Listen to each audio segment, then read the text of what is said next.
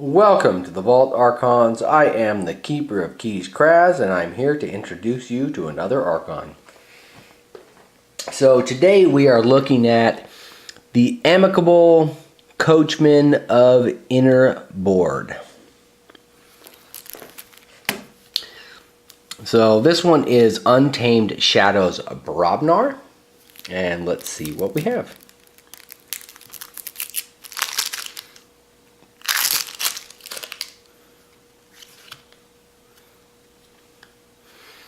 So we are going to start out with House Untamed, and we are looking at the Hunting Witch. So the Hunting Witch is a good card if you have a good number of creatures in the deck to make the Hunting Witch useful. The Hunting Witch is a nice card, and your opponent is probably going to want to get rid of this one just because of the Amber gain potential on it. After that, we've got a Niffle Ape. This is a 3-strength creature that can ignore, taunt, and elusive. Great creature to have. Great to just be able to target whatever you want and take it off the board. After that, we've got Marmook, a 3-strength creature who makes your opponent's keys cost +1. Definitely going to be a priority clear for your opponent. Good card to have. After that, we've got the Ancient Bear. The Ancient Bear is a nice 5-strength creature with Assault 2, which means it does 2 damage before the fight begins. Nice creature to have. Not a very strong Untamed board, only 4 creatures. I like to see more creatures than that generally. But we do have Nepenthe Seeds. A Nepenthe Seed. I do really like this. It's a great artifact. It's an Omni. Sacrifice it and return a card from your discard pile to your hand. Good card to have. And we have more than one. We have 2 of them. That is fantastic. After that, we have Troop Call. Return each friendly Niffle creature from your discard pile and from play to your hand. This would be great if we had a ton of Niffle creatures, but we only have 1. So you're bringing 1 card back. You are bringing a card back, so it's not a useless card, but it would be so much better if you had a giant Niffle deck. The big Niffle deck I do have does not have Troop Call, so that's kind of disappointing. So then we have Regrowth. This is a fantastic card. This is going to synergize well with Nepenthe Seeds. So if one of the other houses has a really powerful board or a really annoying creature, Regrowth is going to be fantastic for that deck. So far we have a tremendous amount of bring things back from the discard. This is our 4th card that will bring something back. After that, we've got Nocturnal Maneuvers. Nocturnal Maneuvers is you gain 1 amber and you stun 3 enemy creatures. Or sorry, exhaust 3 enemy creatures. It's going to make it to where your opponent does not get to use those creatures on their next turn, so that's fantastic. I do like this card. And there's 2 of them, so that's good. After that, we have Cooperative Hunting. Cooperative Hunting is good if you have a large board. So far, we don't have a large board to take advantage of Cooperative Hunting, but in the other houses, it's quite possible that we will be able to. It is a good card, and you can divide the damage any way you want. I would rather see other cards right now. Like I would have rather had more creatures or some board clear or something else, or had just something else to go with it, I guess. After that, we've got Urchin. Urchin is a nice Shadows creature, and we're in the Shadows house now. Urchin is an elusive, so they have to attack him twice to do damage, and it's just a play steal 1. Just an annoying little creature for your opponent. After that, we've got Umbra. Umbra has Skirmish, so their fight ability will go off, and it's a fight steal 1, and it's a strength 2 creature. So I do like Umbra. Umbra is not a bad creature. It's a good one to have, and it's going to be kind of an annoying one for your opponent, and they are going to want to get rid of it. After that, we've got Naughty the Thief. Another elusive card. You have to attack it twice to get rid of it. or at least to damage it. And it's got an action steal 1, so this one doesn't even need to attack, it just steals. So after that, we have Nexus. Nexus is an elusive creature. So again, they have to attack it twice to do any damage. And it has Reap, use an opponent's artifact as if it were your own. And so this basically allows you to disable one of their artifacts as long as Nexus remains in play. After that, we've got the Subtle Maul. The Subtle Maul is a very interesting artifact. I really like it. It's a card advantage artifact. Your action is use it and discard a random card from your opponent's hand. So I like Subtle Maul. Nice card to have. After that, we have Special Delivery. And now this is a Purge card with an Omni. This is an artifact that has an Omni for sacrifice Special Delivery, deal 3 damage to a flank creature. If that damage destroys that creature, purge it. So you can get rid of a flank creature permanently with this if you manage to do the finishing damage. So you'd really not want to use this until you know you can finish that creature off, just generally. After that, we have Nerve Blast. This would actually kind of synergize with Special Delivery, because you could Nerve Blast it, steal 1 from your opponent, deal 2 damage if you did to one of their creatures, hit the one on the flank, and then sacrifice Special Delivery and make sure it's gone. After that, we have Miasma. Now this is a good card. This is your opponent skips the Forge a Key step on their next turn. You're going to gain an Amber when you play it, and you're going to stop your opponent from forging. Great card to have. I really do like this one. Nepenthe Seeds for bringing this back, and you have 2 of them. You're really going to be able to slow your opponent down with this, which is just fantastic. Now we have Ghostly Hands. This is a great card. You're going to gain 2 Amber, which is a great Amber gain card. I do like it. And if they only have 1, you're going to steal it. So that's fantastic. After that, we have Finishing Blow. This is you get 1 Amber when you play it, and you destroy any damaged creature, and if you do, you steal 1. So that's a fantastic card. And then we have Bait and Switch. Now, with 2 Miasmas, Bait and Switch could just be insanely evil against your opponent. You're talking about, stopping them from forging the key for 2 rounds while they continue to develop Amber, and then bam, you hit them with Bait and Switch. And they're just going to really suffer from it. Then add the Nepenthe Seeds on top of that, and you really are going to be able to bring Bait and Switch back, Miasma back, and this is going to be very, very, very hard for your opponent to get around.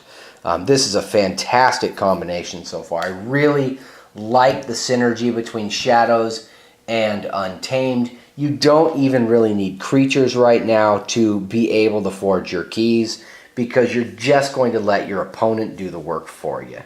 And so I like how this is turning out.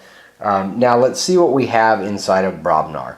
So Brobnar, usually your big creature house, so hopefully we have a giant creature board in here. I would love to just see a massive creature board here. So I'm really, really hoping that's what we see. So the first thing we have is Yo Mama Mastery. You can play this on a creature and you give it Taunt. So if we have a giant creature to play this on, that's fantastic. You're also going to fully heal it when you do, plus you gain an Amber. So great card. I do like that one. The next one we're going to have is Headhunter. This is a 5 strength creature, fight, gain 1. So nice, simple card, good mechanic. And we have 2 of them. After that, we are going to have the Ganger Chieftain. This is a nice card. It's a 5 strength, and you may ready and fight with a neighboring creature. This synergizes well with just right now the Headhunter, and the Ancient Bear would be another really good one to synergize it with, or potentially Umbra, if you still have Umbra in play. It's a pretty weak creature, so they're going to clear it off pretty quickly. We have 2 of these, so this could really be nice for Amber gain, or just kind of getting some damage out on your opponent, because you can, as soon as you play it. Now that actually synergizes really well with Fire Spitter.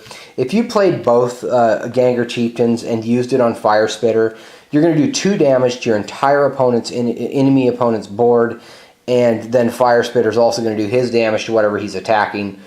Most likely the weakest thing, you know, so that he can maintain and take very, very little damage. Nice combination there.